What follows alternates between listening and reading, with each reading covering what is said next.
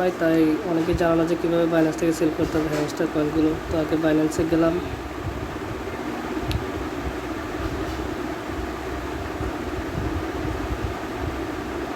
বাইন্যান্সের district, যাই হোক ট্রেডে গেলাম, ট্রেডে যাইতে হবে। এখানে তারপরে সেল, এই যে হ্যামস্টার ইউএসডিটি আমার সিলেক্ট করা থাকবে। তোমরা এখানে যাবা, হ্যাঁ, গিয়ে ইউএসডিটি সিলেক্ট করা থাকবে।